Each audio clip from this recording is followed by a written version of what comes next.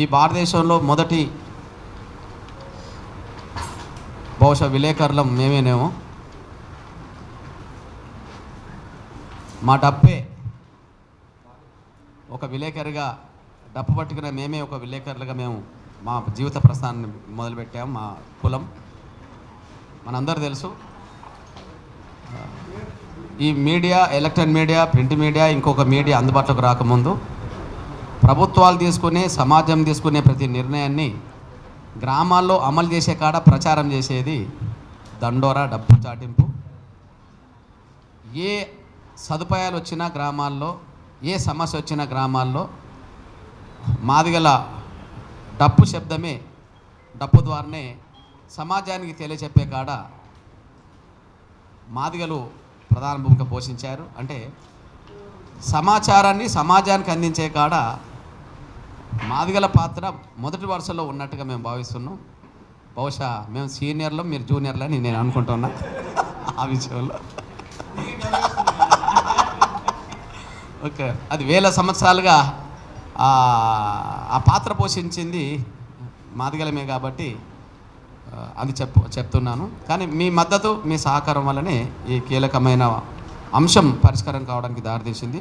నేను తల వంచి మీకు ధన్యవాదాలు చెప్తున్నాను, నమస్కారాలు చెప్తున్నాను. నేను వర్గీకరణకు సంబంధించిన విషయంలో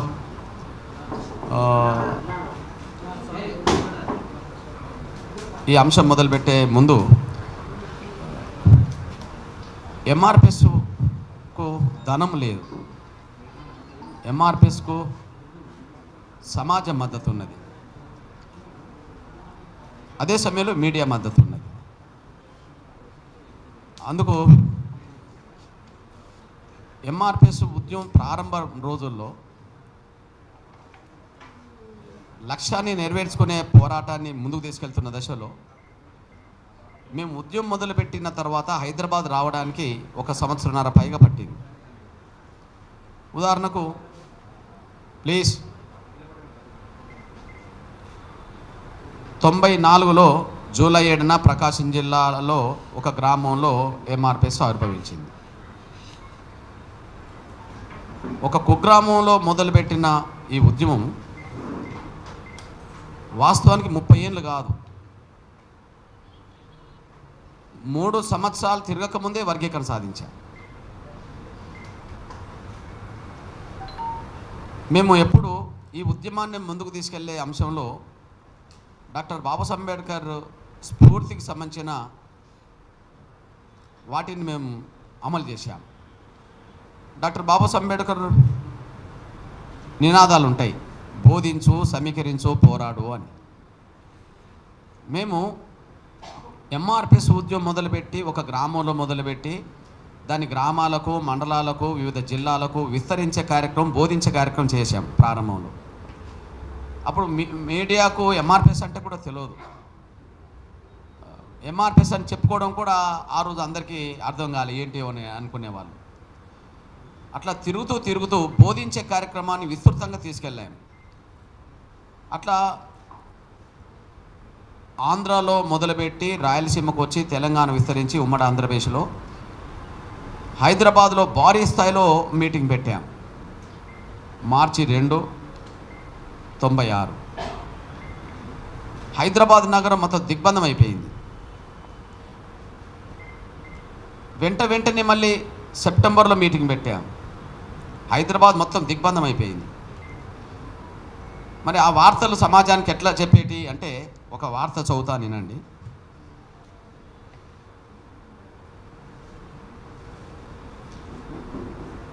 మాదిగ ముట్టడితో మహానగరం విలవిల.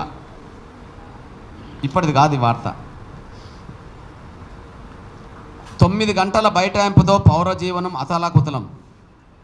ట్రాఫిక్ జామ్లో చిక్కి ఉక్కిరి బిక్కిరైన జనం. ఇది అంటే సమాజానికి మాదిగల ఉద్యమం ఏ స్థాయిలో ప్రభావితం చేసింది అనడానికి ఇదొక సాక్ష్యం. దండోరాతో దద్దరిల్లిన రాజధాని నగరంలో మాదిగల మహా ప్రవాహం. ఏబిసిడికై నేడే హైదరాబాద్ అసెంబ్లీ ముట్టడి. బాబు జగ్జీవన్ మొన్న ముగింపు సభ బాబు జగజీవన్ దగ్గర జరిగినట్టుగానే అక్కడ కూడా జరిగింది.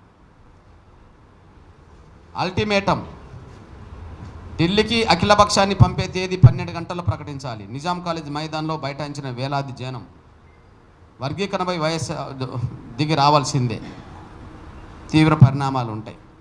ఇట్లా ప్రతి విషయంలో మీడియా ఎంఆర్పిఎస్ ఉద్యమ లక్ష్యాన్ని సమాజంలోకి తీసుకెళ్లే విషయంలో మీడియా అతి కీలకమైన పాత్ర పోషించింది అనడానికి, మాకు చేయూతనిచ్చింది అనడానికి ఇట్లాంటి సాక్ష్యాలు ఎన్నో ఉన్నాయి. ఇక్కడ నేను 2 విషయాలు చెప్పదలుచుకున్నాను. ఎస్సీ రిజర్వేషన్ల వర్గీకరణ పోరాటాన్ని ముందు కమిషన్లు ఎట్లా అర్థం చేసుకున్నాయి, రాజకీయ పార్టీలు ఎట్లా అర్థం చేసుకున్నాయి, సమాజం ఎట్లా అర్థం చేసుకున్నది, కోర్టులు కూడా ఎట్లా అర్థం చేసుకున్నాయి. ఇప్పుడు దళితులకు కేటాయించిన రిజర్వేషన్లలో ఈ తెలుగు నేల మీద మాదిగలకు న్యాయం జరగలేదు, ఉపకులాలకు న్యాయం జరగలేదు, ఇది వాస్తవమేనని చెప్పి కమిషన్లు నిర్ధారణ చేసినాయి. కాబట్టి వర్గీకరణ సమస్య పరిష్కారం అని చెప్పి సూచన చేసినాయి. అందుకు ఎంఆర్పిఎస్ ఉద్యమం పుట్టక ముందు వచ్చిన లోకూర్ కమిషన్ సాక్ష్యం, ఎంఆర్పిఎస్ ఉద్యమం మొదలైన తర్వాత వచ్చిన రామచంద్ర కమిషన్ సాక్ష్యం, అదే సమయంలో ఎంఆర్పిఎస్ ఉద్యమం ముందుకు తీసుకెళ్తున్న దశలో వచ్చిన జస్టిస్ ఉషా మేరా కమిషన్ సాక్ష్యం. లోకూర్ కమిషన్ వేసింది లాల్ బహదూర్ శాస్త్రి ప్రధానమంత్రిగా ఉన్నప్పుడు 1965లో. రామచంద్ర కమిషన్ వేసింది 96లో. ఈ ఉద్యమం హైదరాబాద్ నగరాన్ని అతలాకుతలం చేస్తున్న దశలో చంద్రబాబు నాయుడు గారు. ఉషా మేరా కమిషన్ వేసింది మన్మోహన్ సింగ్ గారి ప్రభుత్వం 2007లో. అంటే కమిషన్లన్నీ ఉమ్మడి రిజర్వేషన్ల విధానం వల్ల అందరికీ న్యాయం జరగలేదు, ఎవరి వాటా వాళ్ళకి దక్కాలి అని చెప్పి వర్గీకరణ జరగాలని చెప్పి సూచన చేసినాయి.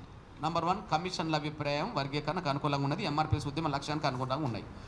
ఎంఆర్పిఎస్ ఉద్యమం మొదలుపెట్టక ముందు ఉన్న కమిషన్ల రిపోర్ట్లు ఉన్నాయి, ఎంఆర్పిఎస్ ఉద్యమం మొదలుపెట్టినాక కమిషన్ రిపోర్ట్లు ఉన్నాయి. ఇది తెలుగు నేల మీదనే కాదు, హర్యానాలో ఒక కమిషన్ వేశారు, ఉత్తరప్రదేశ్లో కమిషన్ వేశారు. ఈ 2 కమిషన్లకు సంబంధించిన విషయంలో హుకుం సింగ్, గురునామ్ సింగ్ కమిషన్లు అంటారు. కర్ణాటకలో కమిషన్ వేశారు, దాని పేరు సదాశివన్ కమిషన్ అంటారు. తమిళనాడులో కమిషన్ వేశారు, దాని పేరు జనార్దన్ కమిషన్ అంటారు. మహారాష్ట్రలో కమిషన్ వేశారు, దాని పేరు లాహుజీ సాల్వే కమిషన్ అంటారు. అంటే దళితుల మధ్యలో అసమానతలు ఎక్కడ పెరుగుతున్నాయో అక్కడ ఉద్యమాలు వచ్చిన ప్రతి చోట కమిషన్లు పడ్డాయి. ప్రతి కమిషన్ దళితుల మధ్యలో అసమానతల మాట వాస్తవమే, రిజర్వేషన్ల ఫలాలు అందరికీ న్యాయబద్ధంగా అందలేని మాట వాస్తవమే. అందుకున్న వాళ్ళు చాలా అడ్వాన్స్ అయిపోయారు, అందుకోలేని వాళ్ళు వెనుకబడిపోయారు. వీళ్ళ మధ్యలో కూడా అసమానతలు పెరుగుతున్నాయి. ఈ అసమానతలు తొలగాలంటే ఎవరు వాట వాళ్ళకి దక్కాలంటే వర్గీకరణ జరగాలని చెప్పి ఎంఆర్పిఎస్ ఉద్యమం మొదలు కాక ముందేసిన మన లోకూర్ కమిటీ నుంచి మొదలుకుంటే, ఎంఆర్పిఎస్ ఉద్యమం వచ్చినాక రామచంద్ర కమిషన్ మొదలుకుంటే దేశంలో ఎక్కడ కమిషన్ వేసినా వర్గీకరణ సపోర్ట్కి వచ్చేసినాయి. అంటే కమిషన్ నిర్ణయాలు మాదిగల న్యాయబద్ధతను అంగీకరించినట్టుగా సాక్ష్యం. పోనీ ఇక్కడ తెలుగు నేల మీదనే మనం భావించుకుందాం.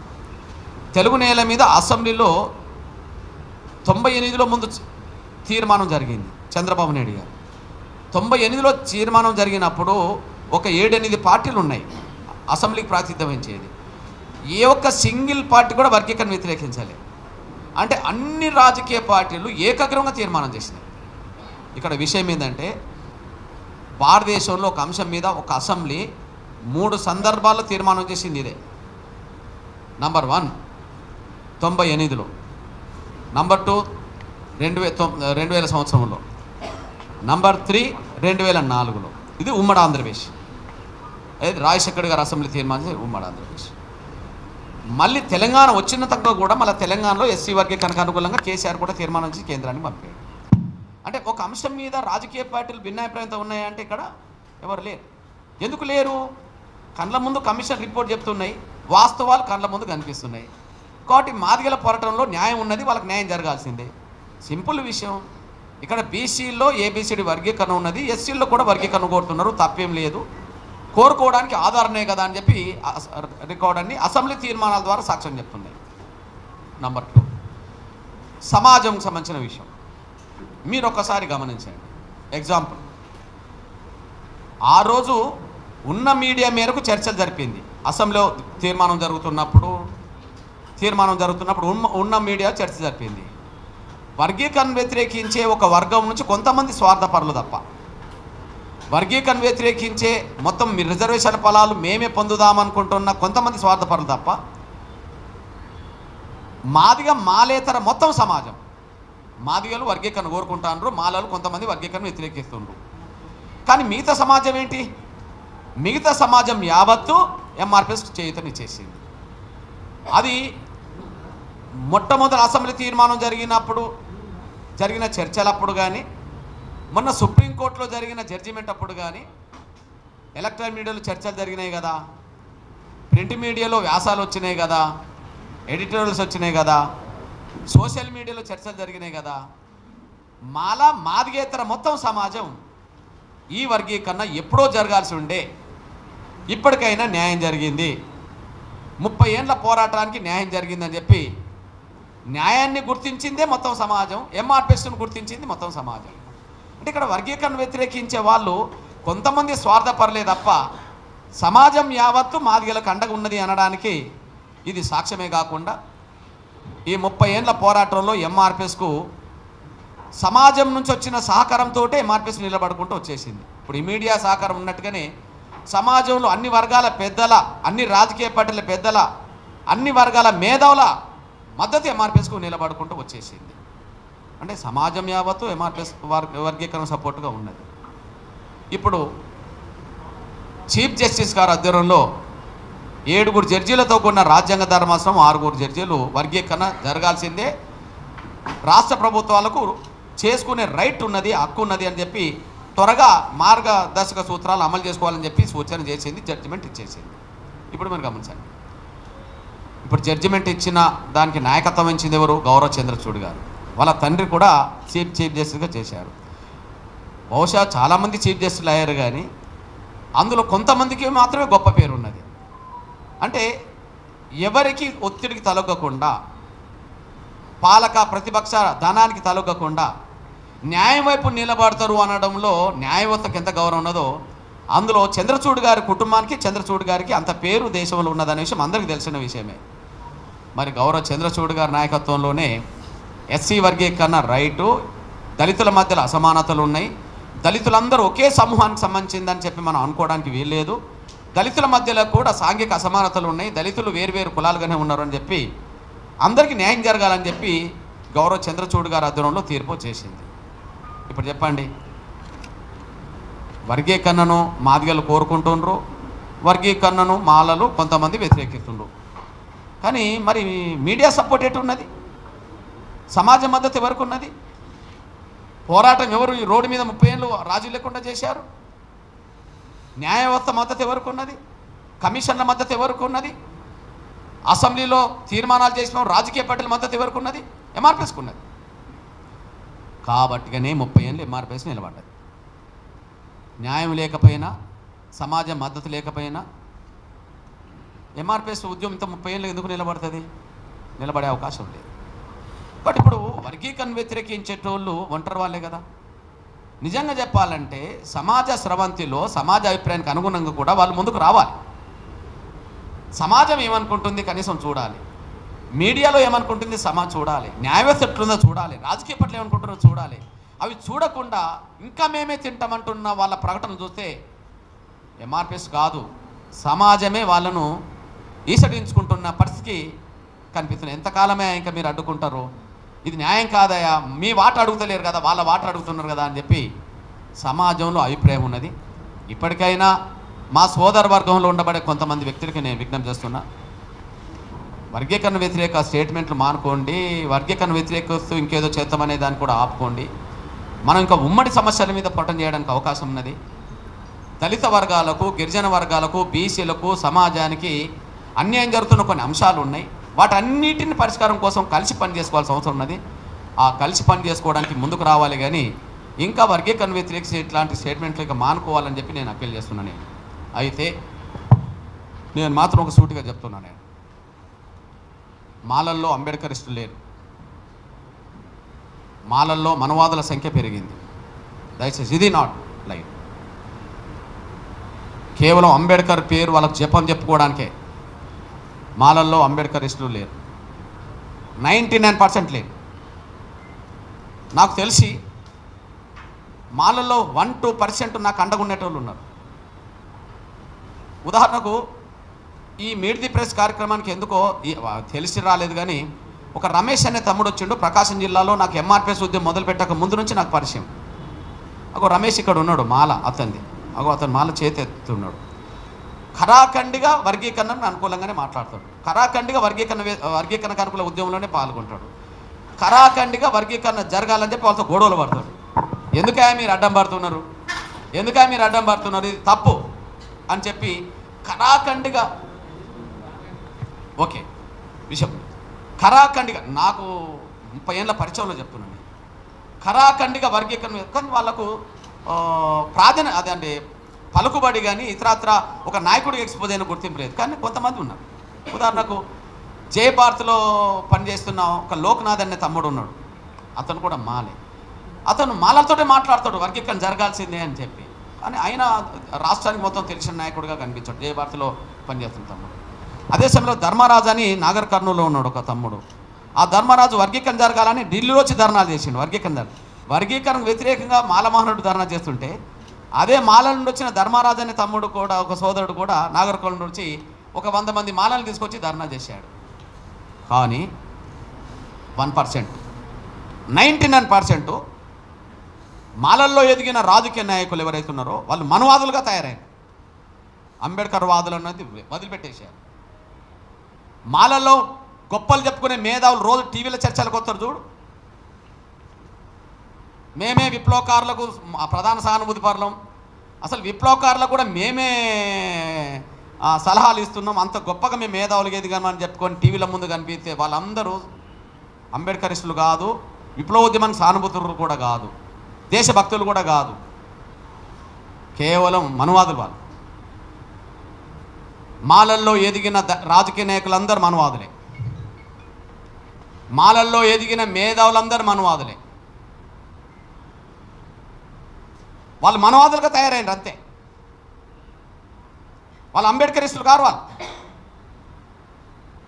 వాళ్ళు సమానత్వాన్ని కోరుకోవట్లేదు, అసమానతలు తొలగాలని వాళ్ళు అనుకోవట్లేదు. మాలల్లో ఎదిగిన మేధావులు మీరు ఎవరన్నా పేరు చెప్పండి, 10 మంది పేరు చెప్పండి. వాళ్ళు దళిత సంఘాల పేరుతో ఉమ్మడి దళిత సంఘాలను లీడ్ చేసిన, విప్లవోద్యమం పేరుతో పెద్ద నాటకాలు ఆడిన, నాటకాలు ఆడిన, రాజకీయ నాయకుల పేరుతో పెద్ద లీడర్లకు ఎదిగిన, మేధావులు అన్న పేరుతో చర్చలకు వచ్చిన వాళ్ళందరూ మనువాదులే. మాల నుండి వచ్చిన వాళ్ళందరూ అంబేద్కరిస్టులు కాదు, దళితుల మధ్యలో అసమానతలు కానీ అనుకునేటోళ్ళు కాదు, మనువాదులు. నిజంగా చెప్పాలంటే డాక్టర్ బాబాసాహెబ్ అంబేద్కర్ రిజర్వేషన్ల కోసం పోరాటం చేస్తున్నప్పుడు అగ్రకులాలు అంబేద్కర్ని వ్యతిరేకించినాయి ఆనాడు. కానీ మళ్ళీ అగ్రకులాల సమాజం మళ్ళీ ఆలోచించింది, నిజమే కదా, 1000 సంవత్సరాలుగా మనమే వాళ్ళని అణచేసాం కదా, 1000 సంవత్సరాలుగా వాళ్ళకు మనం ఇబ్బంది పెట్టాం కదా, అంబేద్కర్ కోరుకున్న దాంట్లో ఇప్పుడు అవకాశాలు కావాలని కదా, అవకాశాలు కావాలనే పోరాటాన్ని ఇప్పుడైనా మనం అంగీకరించకపోతే సమాజాన్ని ఎట్లా ఒకటిగా నిలబెడతామని చెప్పి అంబేద్కర్ కాలంలో అగ్రకులాలకు సంబంధించిన వాళ్ళు మళ్ళీ అంబేద్కర్ను కోరుకున్న డిమాండ్ అనుసరించారు, న్యాయం అన్నారు, ఆమోదించారు. అసలు అగ్రకులాలు రిజర్వేషన్ వ్యతిరేకించే రోజుల నుంచి రిజర్వేషన్లు సక్రమంగా ఈ దేశంలో అమలు జరిగే పరిస్థితి వచ్చిందంటే ఎవరి మద్దతు ఉన్నట్టు? వాళ్ళ మద్దతు ఉన్నట్టే కదా, వాళ్ళ సహకారం ఉన్నట్టే కదా.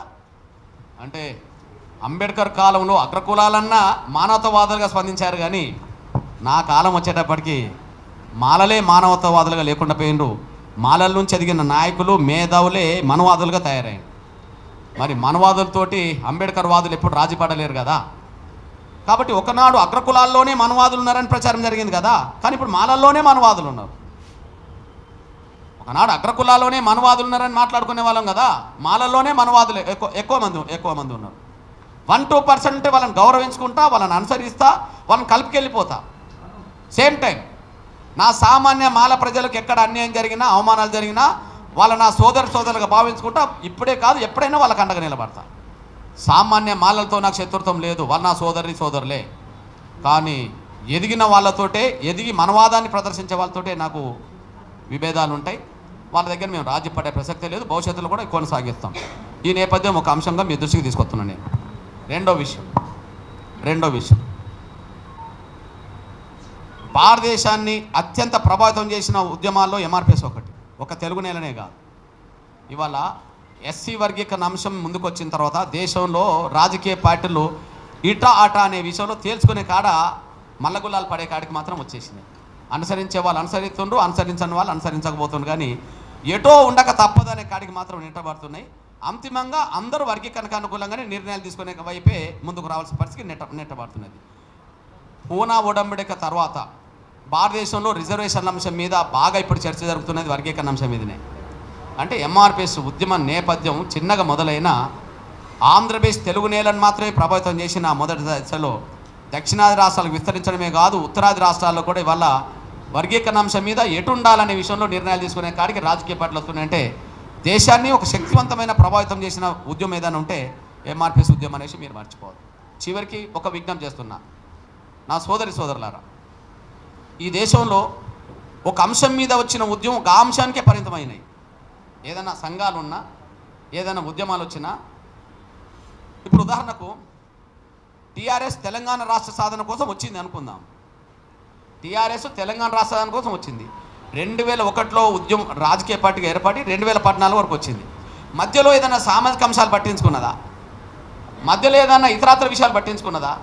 లేదు. ఒక సింగిల్ ఎజెండా మీదనే అది పని చేసుకుంటూ వచ్చింది. ఇంకా వేరే ఎజెండా తీసుకోలే.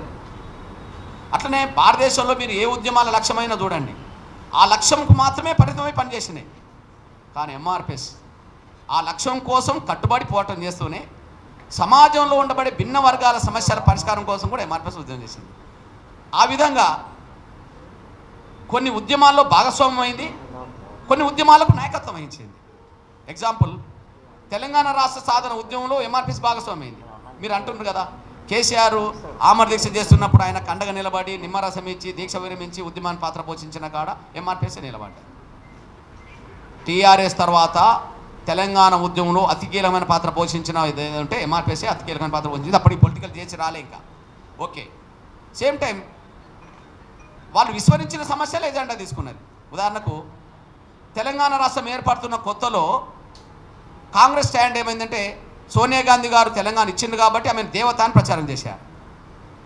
టీఆర్ఎస్ స్టాండ్ ఎట్లున్నదంటే ఈయన ఆమర దీక్ష చేసి ఇతరాతర ఉద్యమాలు చేసి తెలంగాణ సాధించింది కాబట్టి ఆయన జాతిపిత అని ప్రచారం చేశారు.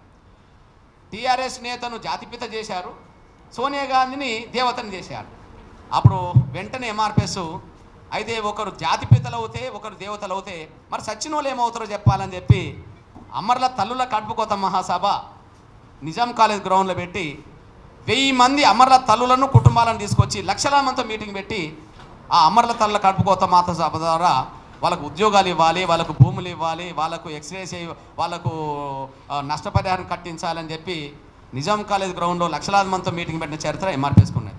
అంటే ఉద్యమంలో భాగస్వామ్యం అయింది ఎంఆర్పిఎస్. తెలంగాణ ఉద్యమంలో వాళ్ళు లేని కాడ కూడా ఎంఆర్పిఎస్ ఉద్యమం చేసింది. అట్లనే ఇవాళ భారతదేశంలో ఎక్కడ లేని ఒక సమస్యకు పరిష్కారం దొరికింది. ఏ పేదవాళ్ళైనా ఏ కుటుంబంలో ఇవాళ ఆరోగ్య భద్రత పొందుతున్నారు, ప్రైవేట్ ఆసుపత్రికి వెళ్తుందంటే 2004లో గుండె జబ్బుతో బాధపడుతున్న పిల్లల ఉద్యమం నడపడం ద్వారా వచ్చిన పరిష్కారమే ఆరోగ్యశ్రీ అనే విషయం మనందరికీ తెలుసు. దాన్ని దృష్టి పెట్టుకొని అక్కడ 2012లో అంతర్జాతీయ స్థాయిలో ఒబామా కేర్ అనేది హెల్త్ కేర్ అనేది ఒకటి పెట్టిండ్రు. తర్వాత మన ప్రధానమంత్రి గారు ఆయుష్మాన్ భవ పథకం అనే పేరు ఇప్పుడు 2018లో అక్కడ పెట్టిండ్రు. అంటే అర్థం ఏంటిది? పేదలకు కార్పొరేట్ వైద్యం కూడా ఉచితంగా అందాలనేది ఆనాటి 2004 డిమాండ్. అది ఆరోగ్యశ్రీ పథకం వచ్చింది, ఇక్కడ మనకు అందుబాటులోకి వచ్చేసింది. అంటే దీనికి నాయకత్వం వహించింది అంటే ఎంఆర్పిఎస్. కాళ్ళు లేని చేతులు లేని కళ్ళు లేని సమస్యల పరిష్కారం కోసం వికలాంగుల కోసం ఉద్యమం చేసి భారతదేశం లెక్కలేని విధంగా పెన్షన్ ఇవాళ తెలుగు రాష్ట్రాల్లో 6000 పెన్షన్ ఉన్నది. ఎక్కడన్నా ఉండదంటే ఎక్కడ 6000 పెన్షన్ ఉండదు వాళ్ళకు. ఇతరత్ర సమస్యల పరిష్కారం కోసం ఉద్యమం చేసింది. అట్లనే ఓల్డేజ్ పెన్షన్ కోసం ఉద్యమాలు చేసింది. 2004-2014 మధ్యలో 200 పెన్షన్ ఉంటే అదనంగా ₹1 పెన్షన్ పెరగలేదు 10 ఏళ్లలో. కానీ ఇవాళ 200 పెన్షన్, ₹4000 పెన్షన్ పెరిగిందంటే దాదాపు ఎంఆర్పిఎస్ ఉద్యమం మాత్రమే ఆ అంశాలు జోడించింది. తెల్ల రేషన్ కార్డు బియ్యం కోట పెరగడం కోసం దారితీసింది.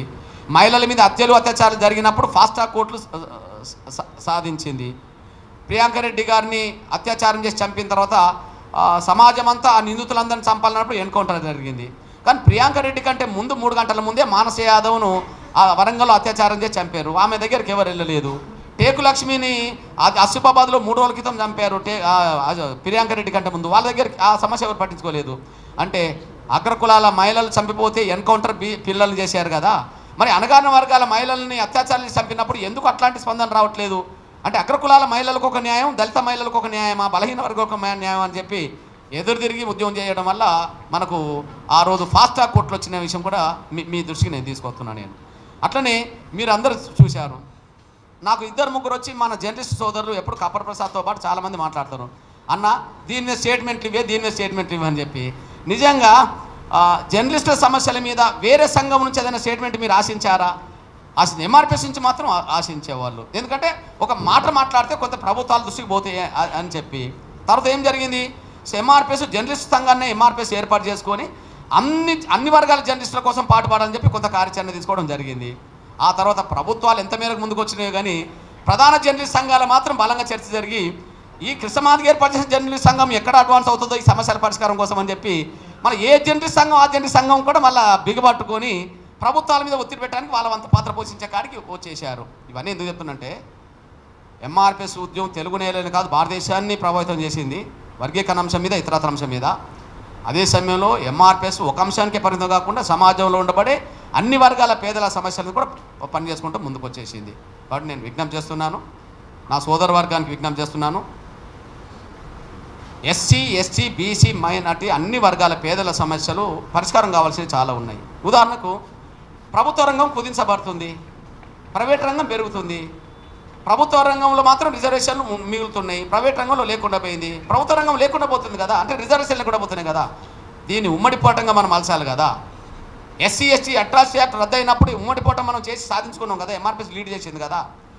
ఎస్సీ ఎస్టీ ఉద్యోగస్తులకు ప్రమోషన్లో రిజర్వేషన్లు సాధించే కాడ ఎంఆర్పిఎస్ లీడ్ చేసింది కదా. ఉమ్మడి సమస్యలకు ఎంఆర్పిఎస్ నాయకత్వం వహించింది కదా, అందరిని కలుపుకెళ్ళే కాడ. కాబట్టి దేశంలో అణగారిన వర్గాల భద్రతకు అభివృద్ధికి కొంత నష్టం జరుగుతున్న సమయంలో వాటి వైపు కూడా దృష్టి పెట్టి ముందుకు సాగాలనుకుంటున్న సమయంలో అందరం కలిసి కట్టుకపోవడం చేయడానికి కలిసి రావాలని చెప్పి నేను అందరికీ విజ్ఞప్తి చేస్తున్నాను. ఎస్సీ వర్గీకరణ విషయంలో ఇప్పుడుండబడే ప్రభుత్వం కూడా స్వాగతించింది. తెలంగాణలో రేవంత్ రెడ్డి గారు స్వాగతించి ఆయన ఖచ్చితంగా వర్గీకరణకు సంబంధించిన విషయంలో పరిష్కారం చేస్తానని చెప్పడం జరిగింది. 30 ఏళ్ల ఉద్యమంలో 3 ఏళ్ళప్పుడే వర్గీకరణ సాధించుకున్నాం, అది మళ్ళా కోర్టు కొట్టేసింది. తిరిగి మళ్ళీ 5 ఏళ్ళకే రాష్ట్రపతితో సాధించుకున్నాం. ఇది చూడండి, ఒక కుగ్రామంలో మొదలుపెట్టిన ఉద్యమ సమస్య పరిష్కారానికి రాష్ట్రపతి కేఆర్ నారాయణ ఆమోదించాడు 99 డిసెంబర్లో. అంటే 97లోనే వర్గీకరణ సాధించుకున్నాం, తాత్కాలికంగా అడ్డంకి వచ్చింది, తిరిగి మళ్ళీ ఉద్యమం నిలబెట్టుకున్నాం, చివరికి రాష్ట్రపతి ఆమోదించాడు. రాష్ట్రపతి ఆమోదించిన వర్గీకరణ అంశం 4 ఏళ్ళు పరిష్కారం జరిగింది చంద్రబాబు ప్రభుత్వంలో. ఆ తర్వాత మళ్ళీ సుప్రీంకోర్టు మళ్ళీ స్టేట్ పవర్ని అది చేశారు. అప్పటి నుంచి మళ్ళీ ఉద్యమం జరుగుతూనే ఉన్నది. స్టేట్ పవర్ అనేది మనం ఇప్పుడు చెప్పేశారు. అంటే ఎక్కడ కూడా రాజీ లేకుండా, ఎక్కడ కూడా అలసిపోకుండా, ఆత్మస్థైర్యం కోల్పోకుండా ఈ ఉద్యమం నడపడం వల్ల వర్గీకరణ లక్ష్యం నెరవేరింది. ఎంఆర్పిఎస్కు సమాజం చేతనిచ్చింది, ఎంఆర్పిఎస్ ఎదగడానికి సమాజం కూడా కారణమైంది. కాబట్టి తిరిగి సమాజానికి మళ్ళీ సేవ చేయాలనే పద్ధతిలోనే ప్రజల కోసం కూడా ఎంఆర్పిఎస్ ఉద్యమాలు నిర్వహించి ప్రజల కోసం మేలు చేసింది. ఆ విధంగా కృతజ్ఞత కూడా మాకున్నది కాబట్టి కృతజ్ఞత చాటుకున్నాం. ఇప్పుడు నా సోదరులు ఈ మీట్ ది ప్రెస్కి పిలిచి నన్ను ఆహ్వానించినందుకు ధన్యవాదాలు చెప్తూ భవిష్యత్తులో సమాజ సమస్యల మీద మరిన్ని పోరాటాలు చేయడానికి ఎంఆర్పీ సిద్ధంగా ఉన్నదనే విషయం కూడా గుర్తు చేస్తున్నాను. ధన్యవాదాలు. ఇంకా మిత్రులు ఎవరైనా అనేక రకాల ప్రశ్నలు మీకుండే ప్రశ్నలకి మందకృష్ణ గారు సమాధానం చెప్తారు. ముందుగా Bharat Kumar Sharma, studio 18 CEO chairman, వారిని. అన్న కృష్ణన్న, 3 దశాబ్దాలుగా పైగా సాగినటువంటి మీ పోరాటంలో ఎప్పుడు కూడా నల్ల కండువాతోనే కనబడినటువంటి కృష్ణన్న త్వరలో కాషాయ కండువాతో కనబడినున్నాడా? అంటే బీజేపీలో చేరనున్నాడా?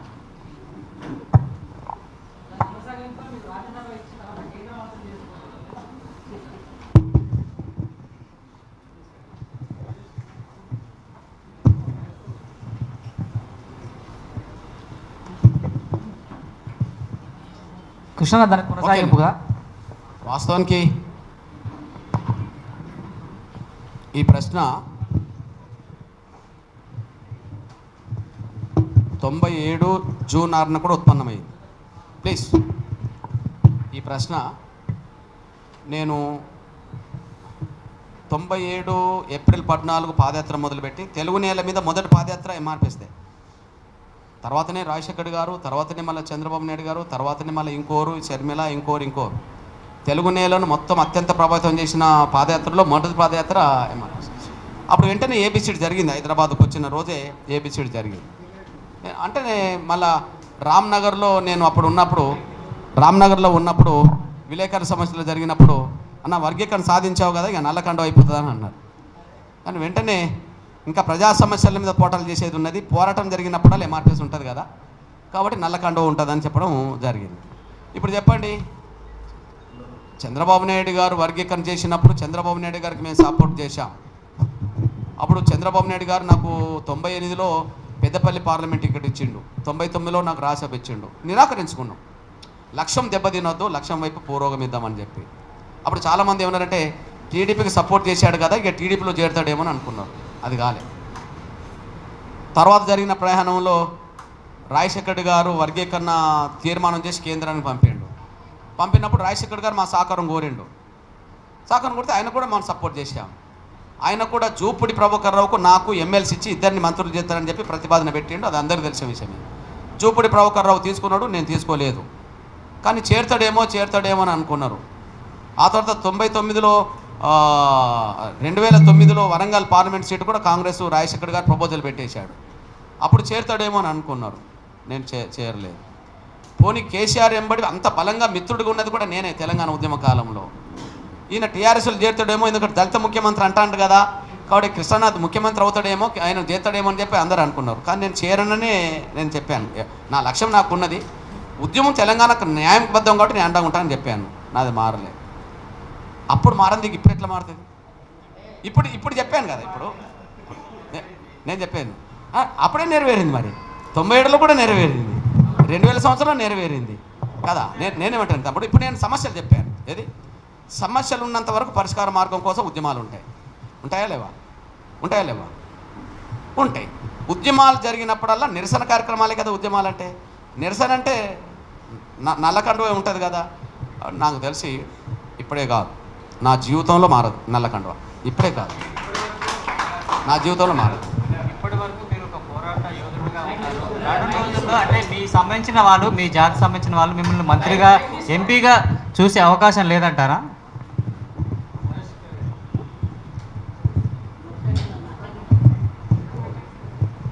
నేనేమంటానంటే మీరు గమనించండి తమ్ముడు,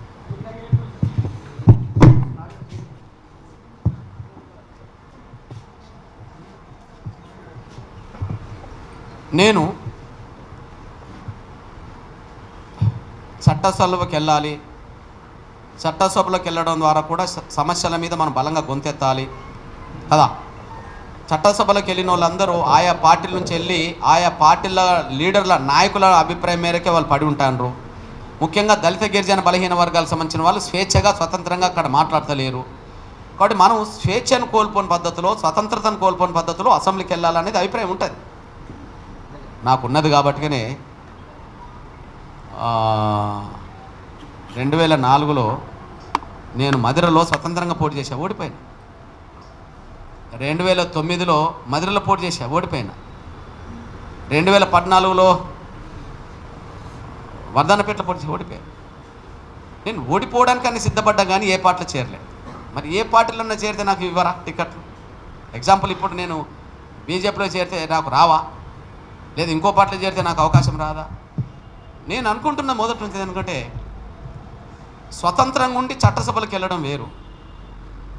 అక్కడ మన వాయిస్ వినబడడానికి వీలవుతుంది. స్వతంత్రంగా పేద వర్గాల కోసం మాట్లాడడానికి దారితీస్తుంది. కానీ స్వతంత్రత కోల్పోయి నేను అసెంబ్లీకి ఎందుకు వెళ్ళాలా? చట్టసభలకు వెళ్ళి నేను ఏం చేయాలా? కాబట్టి స్వతంత్ర భూమిక పోషిస్తూనే చట్టసభలకు వెళ్ళే అవకాశం వచ్చినప్పుడు ఆ మార్గాన్ని వెతుకుతా. కానీ స్వేచ్ఛను, స్వతంత్రాన్ని, పేద వర్గాల కోసం మాట్లాడే అవకాశాన్ని కోల్పోయి నేను ఎక్కడికి వెళ్ళాల్సిన అవసరం లేదని భావించుకుంటున్నాను. జీవితం ఉన్నంత వరకు ప్రజల కోసం నేను గొంతెత్తుతుంటూనే ఉంటా, బయట మాట్లాడుతూనే ఉంటా, శక్తి ఉన్నంత మేరకు పోరాటం చేస్తూనే ఉంటా. ప్రజా సమస్యల మీద నేను నిలబడతా. రాజీ అంటూ నా డిక్షనరీలో ఉండదు. ఓకే. 3 దశాబ్దాల సుదీర్ఘ పోరాటంలో ఇప్పుడు ఎస్సీ వర్గీకరణకు సంబంధించి మీరు చూస్తున్నారు రిజల్ట్ అనేది. కానీ 341 చట్టాన్ని సవరణ చేయాలంటూ కొందరు ఆరోపణలు చేస్తూ ఉన్నారు, వ్యాఖ్యలు చేస్తూ ఉన్నారు. వాళ్ళకి మీరు ఇచ్చే సమాధానం ఏంటి? మీరు నా బిడ్డ సమానరాలు, నీ వయసు బిడ్డ ఉన్నది నాకు డాక్టర్, నా చెల్లె సమానరాలు, చిన్న చెల్లెగా భావించుకుంటా. తల్లి కొందరు అంటున్నావు కదా, ఒక పార్టీ పేరు చెప్పు, పార్టీ లీడర్ పేరు చెప్పు, నాకు అభ్యంతరం లేదు. నేను వాళ్ళ గురించి మాట్లాడతాను. కొందరంటే ఎవరో నాకు అర్థం కావాలి కదా. అసలు అట్లాంటి వాళ్ళకు విలువలు లేవు, వాళ్ళ కులంలో విలువలు లేవు. అట్లాంటి వాళ్ళకు వాళ్ళ కులంలో కూడా విలువలు లేవు. ఎందుకు నేను ఈ మాట మాట్లాడుతున్నంటే, ఆర్టికల్ 341 ద్వారా పార్లమెంట్లో బిల్లు పెట్టాలనేది ఎవరు? కమిషన్, ఉషా మేర కమిషన్ వర్గీకరణ సపోర్ట్ చేస్తూ పార్లమెంట్లో బిల్లు పెట్టాలని చెప్పి మాట్లాడింది. మరి పార్లమెంట్లో బిల్లు కాకుండా అడ్డుపడ్డది ఆయనే కదా. మరి అప్పుడు సుప్రీంకోర్టు అంశంగా లేదు కదా. సుప్రీంకోర్టు స్టేట్ పవర్ లేదు అని చెప్పింది అనుకో. మరి పవర్ ఎవరికి ఉన్నదని చెప్పినప్పుడు ఉషా మేర కమిషన్ వేసింది కాంగ్రెసే. ఎవరు వేసిండ్రు? అప్పుడు ఈయన ఎక్కడున్నాడు? మీరు చెప్పిన పేరు గల వ్యక్తి ఎక్కడున్నాడు? పార్లమెంట్లో ఉన్నాడు. ఏ పార్టీలో ఉన్నాడు? కాంగ్రెస్లో ఉన్నాడు. మరి పార్లమెంట్లో బిల్లు పెట్టమని చెప్పి అన్ని పార్టీతో నేను లేఖలు రాయించాను కదా, ప్రధానమంత్రిని కలిశాను కదా, సోనియా గాంధీని కలిశాను కదా, రాహుల్ గాంధీని కలిశాను కదా, మన్మోహన్ సింగ్ గారిని కలిశాను కదా, అందరినీ కలిసి అన్ని పార్టీ లేఖలు ఇచ్చాం కదా, మెజారిటీ ఉన్నది కదా అప్పటికి. మరి బిల్లు పెట్టద్దని చెప్పి అడ్డం పడ్డదేమోను ఈయనే కదా. మరి ఇప్పుడు పార్లమెంటు గురించి మాట్లాడుతున్న మీరు, పార్లమెంట్లో బిల్లు పెట్టే సమయం వచ్చినప్పుడు మీరు అడ్డం పడ్డది మీరే కదా. ఇప్పుడు ఎందుకు మాట్లాడతారు? సేమ్ టైం అప్పుడు సుప్రీంకోర్టులో ఈ అంశం లేదు కాబట్టి పార్లమెంట్లో బిల్లు గురించి చర్చ వచ్చింది, మీరే అడ్డుకున్నారు. ఇప్పుడు సుప్రీంకోర్టు అత్యున్నత ధర్మాసనం ఏం చెప్పింది? ఇది పార్లమెంట్లో 341కి సంబంధించిన అంశమేం కాదు, ఇది స్టేట్కి పవర్ ఉన్నది కాబట్టి చేసుకోమని చెప్పేసింది. ఇప్పుడు మళ్ళీ పార్లమెంట్ అంటే ఏంది? మళ్ళీ పార్లమెంట్లో బిల్లు పెట్టే అంశం వచ్చినప్పుడు పార్లమెంట్లో బిల్లు కాకుండా అడ్డుకున్నది మీరే. ఇప్పుడు పార్లమెంటుకు సంబంధం లేదు, స్టేట్కి పవర్ ఉన్నదని అంటున్నప్పుడు పార్లమెంట్లో పరిష్కారం కావాలంటున్నది మీరే. పార్లమెంట్లో పరిష్కారం అంటే వర్గీకరణ సపోర్ట్ చేస్తుండే, అది చెప్పండి. వర్గీకరణ సమస్య పరిష్కారానికి మీరు అంగీకరిస్తుందా లేదా? పార్లమెంటా కోర్టా పక్కకు పెట్టు, మీరు వర్గీకరణకు అనుకూలమై వ్యతిరేకంగా చెప్పండి. అనుకూలమైతే ఎట్లయితే పరిష్కారమే కదా ఇప్పుడు జరిగింది. అనుకూలమైతే ఎట్లయితే పరిష్కారమే కదా జరిగింది. మీరు అనుకూలం కాదు కాబట్టి కదా ఇప్పుడు అడ్డం పడ్డది. ఇప్పుడు ఎందుకు మాట్లాడుతున్నారు నీతులు? వాళ్ళ కులంలోనే లేదు, వాళ్ళకు అది లేదు. వాళ్ళ కులంలో ఉంటే నాకు తెలుసు. ఇప్పుడు నువ్వు చెప్పిన పేరు గల వ్యక్తులే కాదు, ఆ మాల కులంలో 10 మంది లీడర్ల పేరు చెప్పండి. ఆ లీడర్ల కంటే నా మాల సమాజం నన్నే గౌరవిస్తుంది. ఎందుకు? ఒక అంశం పట్టుకుంటే దాని మీద కట్టుబడి ఉన్నాడు అని చెప్పి. కానీ వీళ్ళు అట్లా కాదు కదా.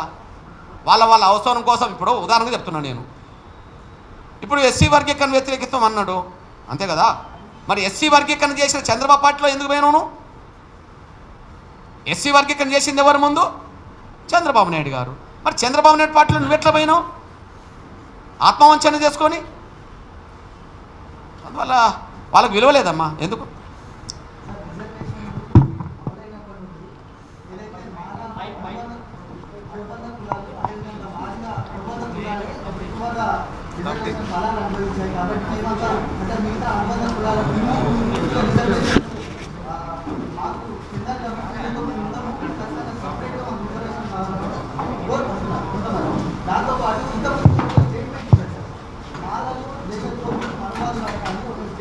మెజారిటీ నేను మాలలందరూ కాదు, మాలల్లో ఎదిగిన మేధావులందరూ చెప్తున్నా, 100% కట్టుబడి ఉంటా. మేధావులు రమ్మని చర్చకు. మాలల్లో 99% ఎదిగిన మేధావులను చెప్పబడుతున్నారు కదా. ఎందుకు మూలకు కూర్చున్నారు? ఎందుకు మౌనంగా ఉన్నారు? ఎందుకు ముసుగులో గుద్దులాటలాగా ఇంటర్నల్గా మీటింగ్లు పెట్టుకుంటున్నారు? ఓపెన్గా రా, ఎస్ ఆర్ నో. కోడిగుడ్డు మీద ఈకలు లెక్క పెట్టే ప్రయత్నం ఎందుకు చేస్తున్నారు? సమస్య పరిష్కారానికి అనుకూలమైతే అనుకూలం మాట్లాడు, వ్యతిరేకమైతే వ్యతిరేక డైరెక్ట్ రోడ్ మీదకి రా. ఇంటర్నల్ మీటింగ్లు ఎందుకు? ఇంటర్నల్గా ప్రోత్సహించడం ఎందుకు? బయటకు రా. మాలల్లో మానవాదుల సంఖ్య ఎక్కువ ఉన్నది, మేధావుల్లో, రాజకీయ నాయకుల్లో. మాల ప్రజలందరినీ నేను అభినందిస్తా. మాల ప్రజల కోసం నేను పనిచేస్తా. ఉపకులాల గురించి మాట్లాడతావా? ఎవరి జనాభా ఎంత వాళ్ళ వాటా రావాలి. నువ్వు మాలలు కలిసి ఉంటావా, మాదిగలు కలిసి ఉంటావా, అది మీ ఇష్టం. కలిసి ఉండకపోయినా ఎవరి ఇష్టమైన వాళ్ళదే. ఎవరి జనాభా ఎంతో వాళ్ళ వాటా అంతా. నేను చెప్తున్నా, నా మాదిగల జనాభా ఎంతో నా మాదిగల జనాభా వాటా అంతా రావాలి, అంతే. నేను ఎక్కువ కోరుకోను, తక్కువ వస్తే అంగీకరించాను. నష్టం ఎవరికో చెప్పండి. ఇక నా మాలల జనాభా 10% ఉన్నదనుకోండి, నేను 11 కోరుకోను. నేను 11 కోరుకుంటే ఇంకొకరికి అన్యాయం జరుగుతుంది. నేను 9కి అంగీకరించాను. నా జాతి వాటా నేను ఎందుకు తగ్గించుకుంటా? ఇక ఉపకులాలు అంటావా? ఏ కులమైనా స్వతంత్రమైంది బ్రదర్, ఏ కులమైనా స్వతంత్రమైంది. దళితులందరి సామాజిక స్థితిగతులు సాంఘిక స్థితిలో ఉదగట్లేవు. అంబేద్కరే చెప్పిండు విశ్లేషించి ఈ కుల వ్యవస్థే నిచ్చెన మెట్ల వ్యవస్థ అని. నిచ్చెన మెట్ల వ్యవస్థ అంటే అందరు సమానం కాదు కదా, ప్రతి కులం ఇంకో కులంతో సమానం కాదు కదా. అంబేద్కర్ కూడా దళితులందరినీ సమానం అని చెప్పిండా? దళితులందరూ సమానం చెప్పిండా? ఇది అంబేద్కర్ పుస్తకం. అంబేద్కర్ గురించి మాట్లాడితే ఒక చారిత్రాత్మకమైన నిర్ణయం తీసుకున్నాడు. ఏంటిది? అంబేద్కర్ జీవితంలో ఒక చారిత్రాత్మకమైన నిర్ణయం ఏంటిది? నేను హిందూ మతంలో పుట్టాను కానీ హిందూ మతంలో చనిపోను అన్నాడు. అన్నాడా లేదా? దానికోసమే మతం మార్చుకున్నాడు కదా. దానికోసం బౌద్ధ మతం తీసుకున్నాడు కదా. బౌద్ధ మతం తీసుకోవడానికి, హిందూ మతం నుంచి దూరం కావడానికి 10 కారణాలు చెప్పిండు. నేను చిన్నప్పుడు గిట్లా అవమానం పడ్డా, గట్లా అవమానం పడ్డా, మా కులం అవమానం పడ్డది, అందరూ అవమానం పడ్డారు. ఈ అవమానించడానికి కారణం ఈ వ్యవస్థే కాబట్టి నేను అట్లా ఉండలేను అని చెప్పి నచ్చజెప్పే ప్రయత్నం చేశాడు. బ్రదర్, అంబేద్కరే కదా. ఓకే, ఇక్కడ 59 కులాలు ఉన్నట్టుగానే అక్కడ 59 కులాలు ఉన్నాయి అనుకుందాం.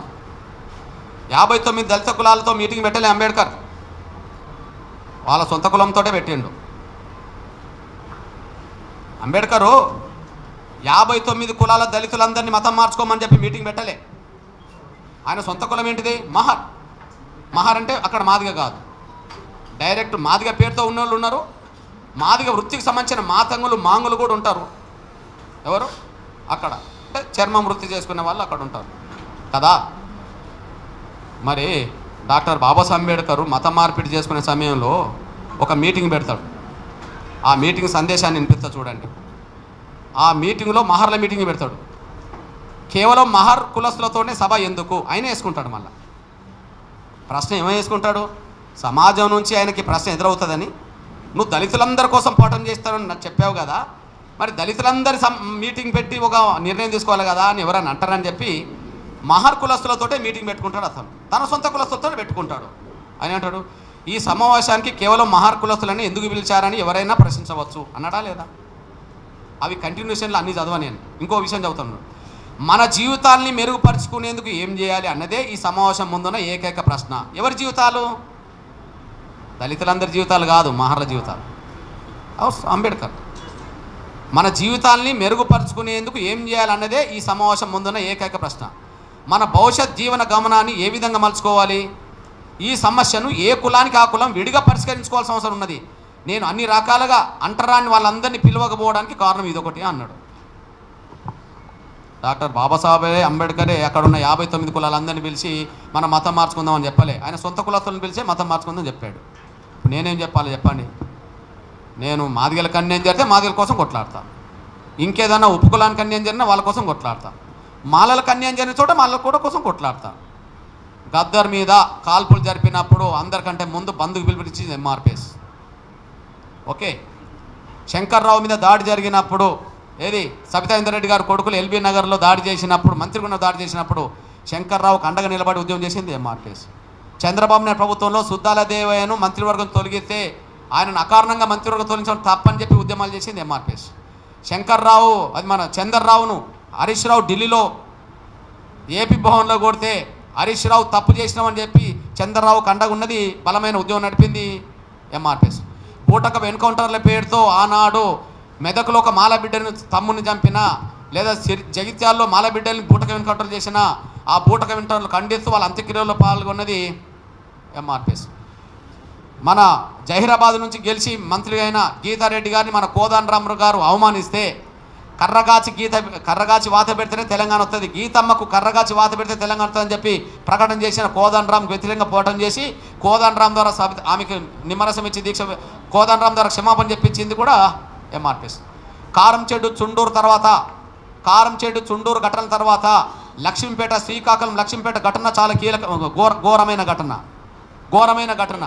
అట్లాంటి ఘోరమైన ఘటనకు నాయకత్వం వహించింది, దళితులందరి కోసం మాలలందరి కోసం అన్యాయం జరిగిందని చెప్పి ఉద్యమాలు చేసింది ఎంఆర్పిఎస్.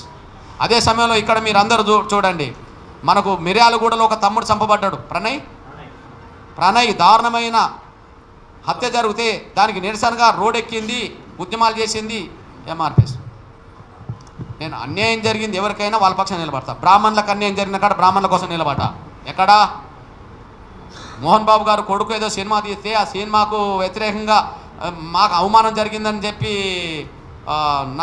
నా బ్రాహ్మణ తమ్ముళ్ళు అందరూ కలిసి కొంత ధర్నా చేయబోతే వాళ్ళ మీద మళ్ళీ దాడి జరిగింది.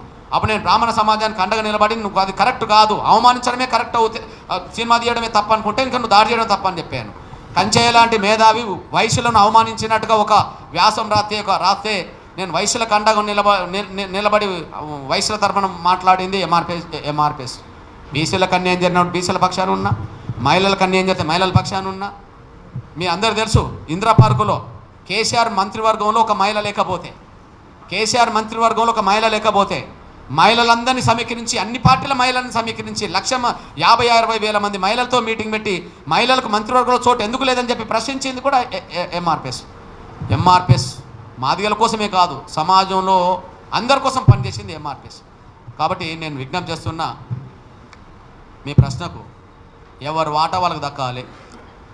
నా జాతి వాటా 10% అయితే నేను 11 కోరా. ఎట్లా తెలుస్తుంది? జనాభా ఎంతో వాళ్ళ వాటా అంతా, అంతే కదా. నా జాతి వాటా కంటే 1% నేను తక్కువ వచ్చినా అంగీకరించాలి. ఇది నా అభిప్రాయం. అంటే గతంలో మీరు కాంగ్రెస్ పార్టీ దళితులకు వ్యతిరేక పార్టీ, అందులో ప్రత్యేకంగా మాదిగలకు వ్యతిరేకంగా ఉన్న పార్టీ కాంగ్రెస్ పార్టీ అని మీరు పలుమార్లు ఇక్కడ ప్రెస్ మీట్ పెట్టి చెప్పారు.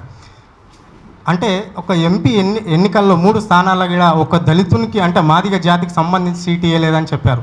ఇప్పుడు రేవంత్ రెడ్డి దీన్ని ఇంప్లిమెంట్ చేస్తాడని మీరు అనుకుంటున్నారా? దళిత సామాజిక వర్గం మొత్తం కూడా మాదిగ సామాజిక వర్గం దీని మీద ఎట్లా ఉంటున్నారు, దానికి ఏం సూచన చేయబోతున్నారు మీరు? విషయం ఏంటంటే, సమస్యను బట్టి సందర్భాన్ని బట్టి నా ప్రకటనలు ఉంటాయి, నిర్ణయాలు ఉంటాయి.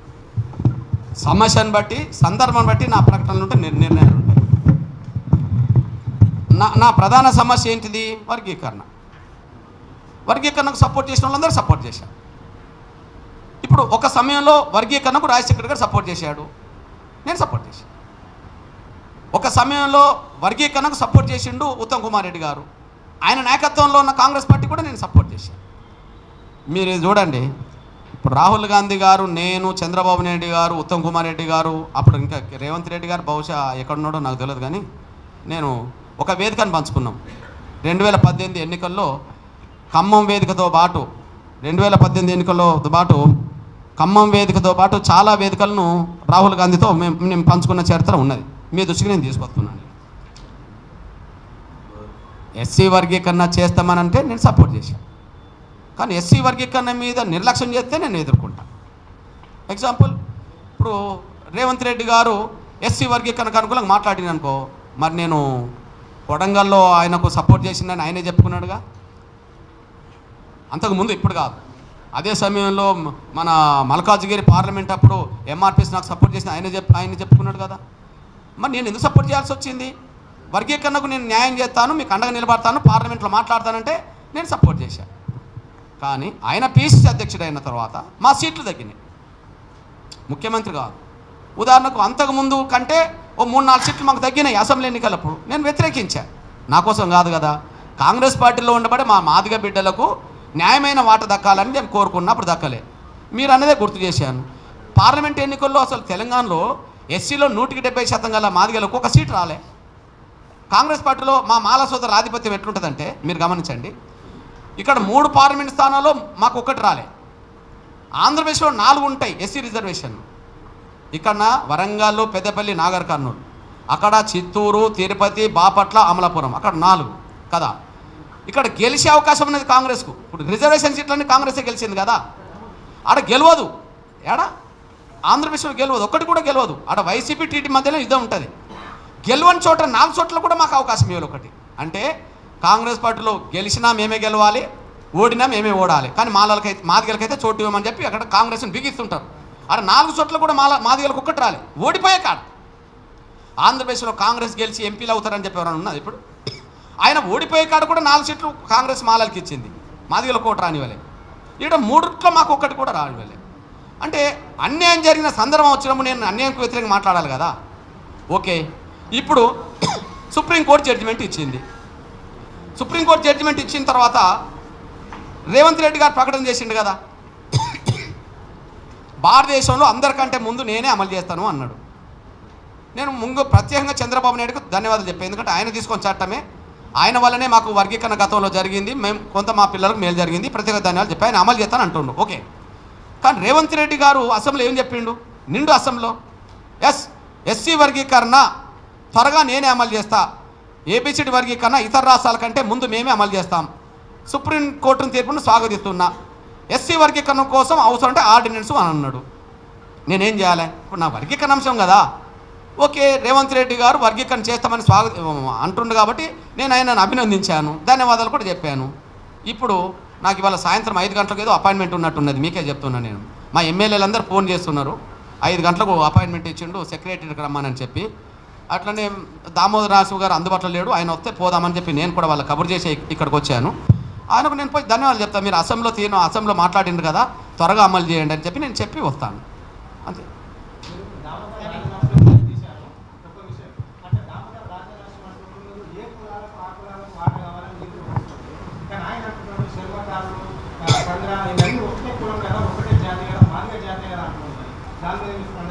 నేనేమిటంటే మల్లికార్జున ఖర్గే కూడా రిజర్వేషన్లకు అడ్డుకున్నాడు, ఏబిసిడి వర్గీకరణ అని చెప్పి చాలా ఘాటుగా మాట్లాడారు ఏఐసిసి అధ్యక్షుడిగా.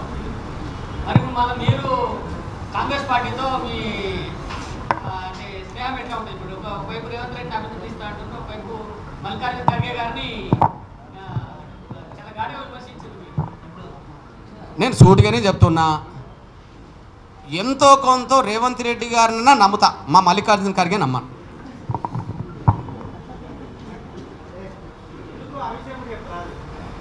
అది చెప్పడం కోసం ఆ మాట అన్నా, ఎంతో కొంత మేము రేవంత్ రెడ్డిని నమ్ముతా. ఇప్పుడు అసెంబ్లీలో మాట్లాడిండు, ఇప్పుడు అసెంబ్లీలో మాట్లాడితే రికార్డే కదా, ఇక ఆయన తప్పించుకోవడానికి అవకాశాలు తక్కువ ఉంటాయి కదా. ఓకే, నమ్ముతా. ఎందుకంటే మొదటి నుంచి ఎంఆర్పిఎస్ ఉద్యమంలో పాల్గొన్న వ్యక్తి. ఎవరు? ఎంఆర్పిఎస్ మీటింగులు పెట్టిన కాడికి వచ్చిండు, ధర్నాలు చేసిన కాడికి వచ్చిండు, ఢిల్లీకి వచ్చిండు, అంతటా వచ్చేసిండు. సరే, కాంగ్రెస్ పార్టీలో ఆయన మాటే మొత్తం 100% కాదు కాబట్టి బయట అధిష్టాన వర్గాన్ని ప్రభావితం చేసే శక్తులు మా మాల సోదరులు ఉన్నారు కాబట్టి కొంత అటు ఇటు ఉంటుంది. నేను అయితే కొంత మరి ఆయన మనసులో వర్గీకరణకు అనుకూలమా వ్యతిరేకమా అంటే ఆయన మనసులో బయట వర్గీకరణకు అనుకూలమే. ఆయన మీద ఒత్తిడి ఏమున్నదో ఆ తర్వాత విషయం ఎంతో కొంత నమ్ముతా. కానీ మా మల్లికార్జున ఖర్గే నేను నమ్మ. మల్లికార్జున ఖర్గేనే ఈ సమస్యలకు అడ్డపడుతున్నాడు, వర్గీకరణ సమస్యకు అడ్డం పడుతున్నాడు. ఎగ్జాంపుల్ ఒక విషయం చెప్తున్నాను నేను ఆయన గుల్బర్గా ప్రతిపక్ష నాయకుడు ఉన్నప్పుడు నేను గుల్బర్గాలో ఒక మీటింగ్ ఆహ్వానించా. వచ్చిండు, ఎస్సీ వర్గీకరణ మీద కమిషన్, సదాశివన్ కమిషన్ వర్గీకరణ తీర్పు చెప్పింది, మీ కర్ణాటక ప్రభుత్వం ఎస్ఎం కృష్ణ ప్రభుత్వం వేసింది, దీని మీద మీ అభిప్రాయం చెప్పమన్నా. నేను అసలు కమిషన్ ఏందో నాకు తెలియదు అన్నాడు. వేసింది ఎవరు? కాంగ్రెస్ ప్రభుత్వం. ఈయనది ఏ రాష్ట్రం? కర్ణాటక. ఎస్సీ వర్గీకరణ అవసరం లేదనే విషయంలో కమిషన్ పడితే కమిషన్ మీద కర్ణాటక అంతా బగ్గుమంటుంది అనుకూలంగా, కానీ కమిషన్ ఏందో నాకు తెలియదు అన్నాడు. ఇప్పుడు మీ దృష్టికి తీసుకొస్తున్నాను నేను. ఇప్పుడు సిద్ధరామయ్య ఎస్సీ వర్గీకరణ స్వాగతించాడు కదా, ఎవరు? చదవండి. సిద్ధరామయ్య స్టాలిన్ స్వాగతించారు. ఎవరు? ఏ రాష్ట్ర ముఖ్యమంత్రి? కర్ణాటక ముఖ్యమంత్రి సిద్ధరామయ్య కాంగ్రెస్ స్వాగతించాడు. మరి ఖర్గే ఎందుకు స్వాగతించలే? ఇటు రేవంత్ రెడ్డి స్వాగతించాడు. ఇప్పుడు రేవంత్ రెడ్డి స్వాగతించాడు కదా, మీకు చూపించాను కదా. ఓకే, మరి కాంగ్రెస్ ముఖ్యమంత్రి రేవంత్ రెడ్డి స్వాగతించాడు, కాంగ్రెస్ ముఖ్యమంత్రి ఆయన సొంత రాష్ట్రంలో స్వాగతించాడు. ఖర్గే ఎందుకు మౌనంగా ఉన్నాడు దీని మీద? సింపుల్ విషయం. నేను అందుకనే ఆయన నమ్మను అన్న విషయం చెప్తున్నా నేను. ఇప్పుడు అసలు ఎస్సీ వర్గీకరణ ఒక రాష్ట్రంలో మొదలైంది ఎక్కడ? పంజాబ్లో వర్గీకరణ చేసింది ఎవరు? కాంగ్రెసే. ఎవరు? కాంగ్రెసే. జైల్ సింగ్ గారు ముఖ్యమంత్రి ఉన్నప్పుడు 75లో వర్గీకరణ జరిగింది. ఆ పరంపరలో భాగంగా ఇగో ఇక్కడ దాకా వచ్చేసింది అనుకుందాం. వర్గీకరణ చేసింది ఎవరు? కాంగ్రెసే. ఇప్పుడు మీకు రాష్ట్రపతి ఫోటో చూపించాను కదా, ఎవరిది? రాష్ట్రపతి ఫోటో చూపించాను కదా, ఆయన ఎవరు? దళితుడే. ఎవరు? కేఆర్ నారాయణ్. 99లో ఎస్సీ వర్గీకరణ అమలు చేయవచ్చు అని చెప్పి ఆర్డినెన్స్ ఇచ్చింది ఆయనే, ఆదేశాలు ఇచ్చింది ఆయనే. ఆయన ఎవరు? కేరళ. మరి ఎస్సీ వర్గీకరణ మీద నా దగ్గర కాంగ్రెస్ అనుకూలం అనడానికి 100 స్టేట్మెంట్లు ఉంటాయి. ఇప్పుడు రాహుల్ గాంధీ ఉన్నాడు, వాళ్ళ రాష్ట్రం ఏది? ఉత్తరప్రదేశ్. సోనియా గాంధీ ఎక్కడి నుంచి గెలుచుకుంటూ వచ్చింది? ఉత్తరప్రదేశ్. రాహుల్ గాంధీ ఎక్కడి నుంచి గెలుచుకుంటూ వచ్చింది? ఉత్తరప్రదేశ్. వాళ్ళందరూ ఎక్కడి నుంచి గెలుచుకోవాలి? ఉత్తరప్రదేశ్. ఉత్తరప్రదేశ్ 2012 మేనిఫెస్టోలో ఎస్సీ వర్గీకరణ ఉన్నది, మేము అమలు చేస్తామని చెప్పి. ఎస్సీ వర్గీకరణ చేస్తామని ఉత్తరప్రదేశ్లో ఉన్నది. ఓకే, ఉత్తమ్ కుమార్ రెడ్డి అప్పుడు ఉంటుంది, ఓకే, సోనియా గాంధీ అప్పుడు ఉంటుంది. కర్ణాటకలో సిద్ధరామయ్య చెప్తాడు, అందరూ చెప్తారు, రాజశేఖర్ గారు చెప్తాడు, ఖర్గే మాత్రం చెప్తాడు. ఏంటి మరి ఇది? నేను చెప్తున్నాను, ఖర్గే వాళ్ళ కులానికే నాయకుడు, దళితులందరికీ నాయకుడు కాదు. ఎవరు? ఖర్గే అనేటైనా వాళ్ళ కులానికి మాత్రమే నాయకుడు, చలవాదే అయినా. అంటే ఇటు మాలలు సమానం అని అనుకుంటారు వాళ్ళు, చలవాదే వాళ్ళకు మాత్రమే నాయకుడుగా ఉంటాడేమో, కానీ ఆయన దళితులందరికీ నాయకుడు కాదు. సేమ్ టైం అసలు రాహుల్ గాంధీ ఎందుకు మౌనంగా ఉన్నాడు? రాహుల్ గాంధీ ఎందుకు మౌనంగా ఉన్నాడు? సోనియా గాంధీ ఎందుకు మౌనంగా ఉన్నది? ఉషా మేరా కమిషన్ వేయించింది ఎవరు? సోనియా గాంధీ కాదా? వర్గీకరణ తీర్పును ఎందుకు స్వాగతించలేకుండా పోయిండ్రు? రాహుల్ గాంధీ గారు 2018 అసెంబ్లీ ఎన్నికల్లో ఇక్కడ మీట్ ది ప్రెస్ జరిగింది, ఎడిటర్ సమావేశం జరిగింది రాహుల్ గాంధీతో జరిగిన ఎడిటర్ సమావేశంలో ఎస్సీ వర్గీకరణకు అనుకూలంగా మాట్లాడిండు కదా. యూపీఏ పార్టీలన్నిటిని వాళ్ళ అభిప్రాయం అనుకూలంగా తీసుకొని యూపీఏ మొత్తం సపోర్ట్ చేస్తానని చెప్పిండు కదా. చెప్పినప్పుడే కదా ఆయనతో నేను కలిసి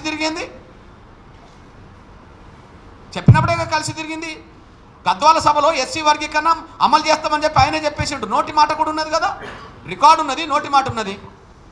మరి ఎందుకు మాట్లాడతలేడు? కాంగ్రెస్లో మా మాల సామాజిక వర్గం సంబంధించిన వాళ్ళ పలుకుబడి ఎక్కువ కాబట్టి వాళ్ళు నోరు మూపిస్తుండ్రు. ఖర్గే పక్కనే ఉన్నాడు కదా, ఖర్గే మాట్లాడాడు తీర్పు మీద, రాహుల్ గాంధీతో మాట్లాడనివాడు. వాళ్ళ పలుకుబడి ఎట్లున్నది? ఖర్గే సంగతి ఇక్కడనే కాదు, దేశవ్యాప్తంగా తెలుసుకుంటాం. ఇక్కడనే కాదు, ఆయనను వదలను. రేవంత్ రెడ్డిని అయినా కొంత సమయంలో నేను అభినందిస్తా, అవసరం ఉంటే నేను అండగా అది ఆయనకు అభినందనలు చెప్తా. ఎందుకు? స్వాగతించిండు. నేను సిద్ధరామయ్యని అభినందిస్తా, స్వాగతించిండు ఆయన రాష్ట్రం. ఎందుకు మౌనంగా ఉన్నాడు కాంగ్రెస్ పార్టీ జాతీయ అధ్యక్షుడు? కర్ణాటక ఎస్సీ వర్గీకరణ మేనిఫెస్టో పెట్టిండు కదా, ఇది కర్ణాటక మేనిఫెస్టో. అంతేకాదు చేవేళ్ళ డిక్లరేషన్ చేసింది ఎవరు? చేవేళ్ళ ఎస్సీ ఎస్టీ డిక్లరేషన్ చేసింది ఎవరు? ఖర్గేనే. మరి ఖర్గే ఎందుకు మాట్లాడతలేడు? చేవేళ్ళ ఎస్సీ ఎస్టీ డిక్లరేషన్లో ఏమున్నది చూడండి బ్రదర్. ఖర్గే చేతుల మించే కదా డిక్లేర్ అయింది. ఇగో ఎస్సీ వర్గీకరణ దామాష ప్రకారం ఎస్సీ రిజర్వేషన్లను పెంచడంతో పాటు ఎస్సీ రిజర్వేషన్లో ఏబిసిడి అమలు చేస్తామని చెప్పేసిండు. ఎవరి చేతుల మీద వచ్చింది ఇది? మొదటి పేజే బ్రదర్, ఇంకా పేజీ నెంబర్లు కూడా తిరగాల్సిన అవసరం లేదు, మొదటి పేజే. నమ్మించే కాడ మొదటి కాడ ఉంటారు, అమలు చేసే కాడ చివరి కూడా ఉండరు. మొదటి హామీ, మొదటి పేజీ, మొదటి హామీ. నమ్మించే కాడ మొదటి. ఈయన ఖర్గే చేతుల నుంచి బ్రదర్, ఫోటో కూడా ఉన్నది కదా, ఇగో చూడండి, ఖర్గే చేతుల మీదనే వచ్చేస్తుంది. కర్ణాటకలో ఎస్సీ వర్గీకరణ కాంగ్రెస్ పార్టీ మేనిఫెస్టో ఖర్గేకు తెలియకుంటుంటుందా? అంటే నమ్మించే కాడ మాత్రం ఉంటారు, కానీ పరిష్కారం అయ్యేటప్పుడు మాత్రం కుట్రలు చేస్తారా? ఖర్గే ఎస్సీ వర్గీకరణ స్టేట్మెంట్ ఇవ్వమనండి, ఇక్కడి నుంచి నేను డిమాండ్ చేస్తున్నా. ఎస్ఆర్ నో, అనుకూలమా కాదా? నేనేం బ్రతిమలాడం మేము. నీ కాంగ్రెస్ పార్టీ స్టాండ్ చెప్పు. ఉత్తరప్రదేశ్లో ఎస్సీ వర్గీకరణ ఎందుకు హామీ ఇచ్చారో చెప్పు. కర్ణాటకలో ఎస్సీ వర్గీకరణ ఎందుకు హామీ ఇచ్చారో చెప్పు. తెలంగాణలో ఉమ్మడి ఆంధ్రప్రదేశ్లో ఎస్సీ వర్గీకరణ ఎందుకు హామీ ఇచ్చారో చెప్పండి. పంజాబ్లో ఎస్సీ వర్గీకరణకి ఎందుకు అమలు చేశారో చెప్పండి. మీ భాగస్వామ్య పార్టీ ఇండియా కూటమి ప్రధాన భాగస్వామ్యం ఎవరు? కాంగ్రెస్ తర్వాత అత్యధిక సీట్లు వచ్చింది ఎవరు? డిఎంకేకు. డిఎంకే ఎస్సీ వర్గీకరణ స్వాగతించింది, అమలు చేస్తున్నది. ఓకే, ఇప్పుడు పంజాబ్లో ఎస్సీ వర్గీకరణ అమలు చేస్తున్నది ఎవరు? ఎస్సీ వర్గీకరణ జరగాలని చెప్పి సుప్రీంకోర్టులో వాదించడానికి లాయర్లను, అడ్వకేట్ జనరల్ని, అడిషనల్ అడ్వకేట్ జనరల్ పంపించి సుప్రీంకోర్టులో వర్గీకరణను గెలిపించుకున్నది ఎవరు? పంజాబ్ పార్టీ ప్రభుత్వం ఎవరిది? ఆప్ పార్టీ, కేజ్రీవాల్ పార్టీ. ఇండియా కూటమిలో భాగస్వామే కదా. శరద్ పవార్ ఎస్సీ వర్గీకరణకు అనుకూలంగా లేఖ రాసిండు, వర్గీకరణ బిల్లు పెట్టమని చెప్పి. మీ భాగస్వామే కదా. లల్లు ప్రసాద్ యాదవ్ ఎస్సీ వర్గీకరణ జరగాలని చెప్పి లేఖ రాసిండు గత ప్రభుత్వానికి, యూపీఏ గవర్నమెంట్కు. మీ భాగస్వామే కదా. అంటే మీరు వర్గీకరణ గురించి అక్కడక్కడ మాట్లాడతారు, తీర్మానాలు చేస్తారు, కొన్ని చోట్ల అమలు చేస్తారు. మీ భాగస్వామి పార్టీలు అమలు చేస్తావు. ఇప్పుడు రాహుల్ గాంధీ నోరు మోసుకుంటాడు, మల్లికార్జున ఖర్గే నోరు మోసుకొని ఉంటుంది. ఇది ఎట్లా కుదురుతుంది? ఇచ్చిన మాట నిలబెట్టుకుంటే అభినందిస్తాను రేవంత్ రెడ్డి గారిని. రేపు ఇప్పుడు కలవబోతున్నాం కదా, అభినందిస్తాం, తప్పేంటిది? నాకు వర్గీకరణ జరగాలి, చేస్తాను ఒకరికి నన్ను నిలబడతా. కానీ ఖర్గే తమ వైఖరి చెప్పానండి. మేము బ్రతిమలాడడం ఖర్గేని, రాహుల్ గాంధీని కూడా బ్రతిమలాడడం వర్గీకరణకి. Yes or no? ఎస్ అయితే సుప్రీంకోర్టు తీర్పుని ఎందుకు మౌనం వహించిండు? నో అంటే వర్గీకరణ గురించి ఇన్ని హామీలు ఎందుకు ఇచ్చిండు? నువ్వు నో అంటావు అనుకో, ఎందుకు హామీ ఇచ్చావు ఇన్ని హామీలను? నువ్వు ఎస్ అనుకో, ఎందుకు మౌనం ఉన్నావు సుప్రీంకోర్టు తీర్పులో?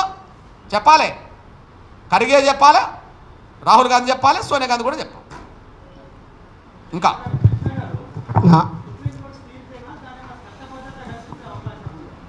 బ్రదర్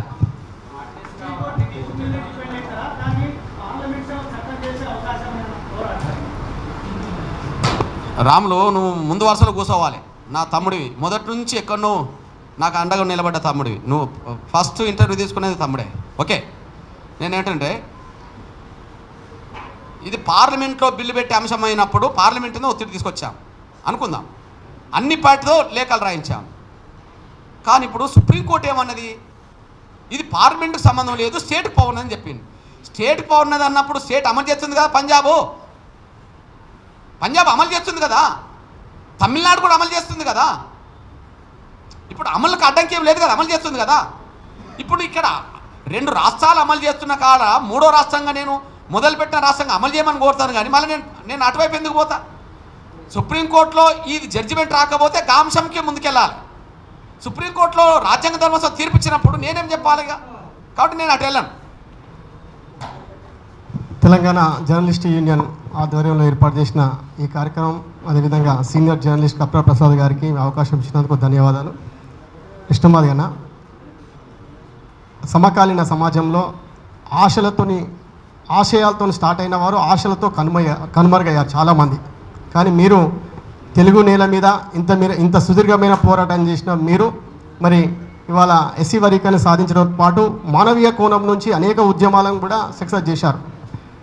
మా వైపు నుంచి ఇప్పుడే మా మిత్రుడు, వేదిక మీద మిత్రుడు మిమ్మల్ని ఆదర్శంగా తీసుకుని ఆయన కూడా ఒక ఎజెండాతో ముందుకు పోతున్నాం అని చెప్పి, భవిష్యత్తులో ఇలాంటి సమాజం పట్ల అంశాలను ఒక ఎజెండాగా చేసుకుని ముందుకు పోయే వ్యక్తులకు మీరు ఇచ్చే సలహాలు, సూచనలు, అదేవిధంగా చంద్రబాబు ప్రభుత్వం నుంచి కేసీఆర్ ప్రభుత్వం వరకు ఎంతో నిర్బంధాలు ఎదుర్కొని మీరు జైల్లోకి వెళ్ళారు.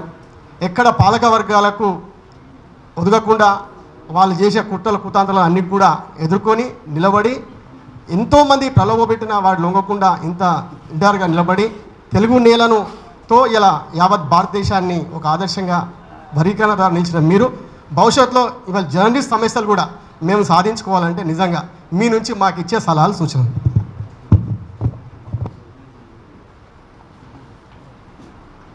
ఇప్పుడు ప్రధానంగా తెలంగాణ రాష్ట్ర ఏర్పాటు ఉద్యమంలో జర్నలిస్టుల పాత్ర చాలా అద్వితీయమైన పాత్ర, చాలా గొప్ప పాత్ర.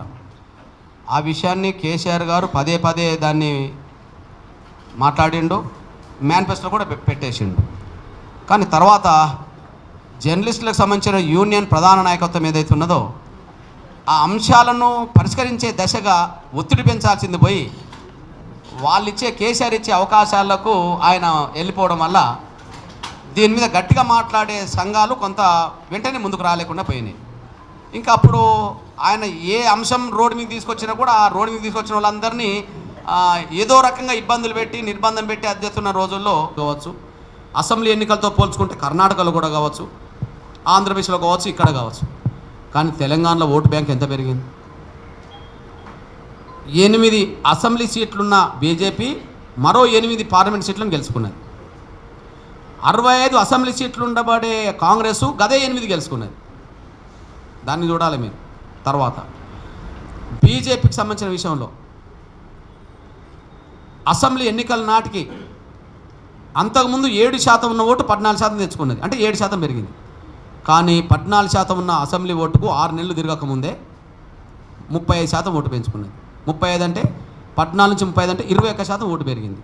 నేను అంటున్నా, పార్లమెంటు సీట్లు గెలవడంలోనూ వివిధ పార్లమెంట్ స్థానాల్లో 30,000, 40,000, 5,000, 50,000 ఓటు ఉన్న బీజేపీకి 3-4 లక్షల ఓటు రావడంలోనూ ఎంఆర్పీఎస్ పాత్ర అతి కీలకమైంది. గెలిచే కాడ గెలిచారు, ఓడిపోయే కాడ ఓడిపోవచ్చు, కానీ మా ఓటు షేర్ మాత్రం బీజేపీకి ఇచ్చాం. ఇది క్లియర్.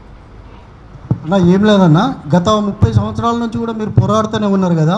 అప్పుడు సెంట్రల్ గవర్నమెంట్లో సోనియా గాంధీ ప్రభుత్వం ఉంది, మన్మోహన్ సింగ్ గారు ఇద్దరు కలిసి ప్రభుత్వం నడిపించారు. రాష్ట్రంలో వచ్చేసరికి కాంగ్రెస్ గవర్నమెంట్ రాజశేఖర రెడ్డి గారు ఉన్నారు.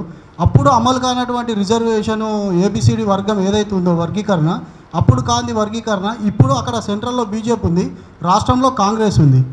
ఇది మిమ్మల్ని ఇరికాటంలో పెట్టనీకే సెంట్రల్ గవర్నమెంట్ వాళ్ళతో ఏదైనా ప్రయత్నం చేయించారంటారా, లేకపోతే రేవంత్ రెడ్డి గారు మీకేమైనా హామీ ఇస్తారని నమ్ముతున్నారా? ఒక విషయం గమనించండి, ఎవరినో ఇరుకున పెట్టడానికి, ఎవరినో ఇంకోటి చేయడానికి కాదు. అట్లా అనుకుంటే ఇప్పుడు హర్యానాలో ఉన్న ప్రభుత్వం ఎవరిది? బీజేపీ ప్రభుత్వం. హర్యానా ముఖ్యమంత్రి నిన్న స్టేట్మెంట్ ఇచ్చిండు, హర్యానాలో దళితుల రిజర్వేషన్లు 20% వరకు పెంచుతూనే అందులో అత్యంత వెనుకబడ్డ దళిత వర్గాలకు 10% ప్రత్యేక కోట అమలు చేస్తామని చెప్పారు. ఆ ధైర్యం ఎందుకు చేసిండు? సుప్రీంకోర్టు తీర్పుతో రావడం ద్వారా. అంటే రాష్ట్రాలకు వర్గీకరణ చేసుకునే అధికారం ఉన్నదని స్పష్టంగా తీర్పు రావడంతో హర్యానా బీజేపీ ప్రభుత్వం కూడా వర్గీకరణకు అనుకూలంగా అడుగేసుకున్నట్టుగా కనిపిస్తున్నది. అందువల్ల ఎవరినో ఇరుకున పెట్టడానికో ఎవరినో ఇంకోటి పెట్టడానికో కాదు, వర్గీకరణ సూత్రబద్ధతకు ఉమ్మడి ఆంధ్రప్రదేశ్ శాసనసభ కట్టుబడి ఉన్నది. కాబట్టి ఇప్పుడు ఆంధ్రప్రదేశ్లో అక్కడ ముఖ్యమంత్రి ముందుకెళ్తున్నాడు. రేవంత్ రెడ్డి గారు కూడా తీర్పు వచ్చిన వెంటనే స్వాగతించిన తనని నేను అభినందించా. ఆయనకు ప్రత్యేక ధన్యవాదాలు చెప్పా చంద్రబాబు నాయుడుకి, ఎందుకంటే అమలు చేసినోడు కాబట్టి ఈయనకు ధన్యవాదాలు చెప్పాను. ఇప్పుడు కలుస్తాను, ఆయనను తొందరగా అమలు చేయమని కోరుతాను. ఘర్షణ ఏం లేదు కదా. వారు మీరు ఇండిపెండెంట్గా రేపు అవకాశం వస్తే బీజేపీ మద్దతు తీసుకుంటారా ఇండిపెండెంట్గా పోటీ చేసి అనేది చాలామంది నుంచి నాకు వస్తున్న ప్రశ్న, అందుకని నేను మిమ్మల్ని అడుగుతా ఉన్నా. నేనేమంటానంటే తక్షణం మన లక్ష్యం సుప్రీంకోర్టు తీర్పును త్వరగా అమలు చేసుకునే విధంగా, ఎందుకంటే రిక్రూట్మెంట్ జరుగుతుంది, విద్యా సంవత్సరం నడుస్తుంది కదా, త్వరగా అమలు చేసుకునే దిశగా నా ప్రయత్నాలు ఉండాలి. నా కాన్సన్ట్రేషన్ దాని మీద పెట్టాను తప్ప ఇంకా వేరే అంశం మీద పెట్టలేదు.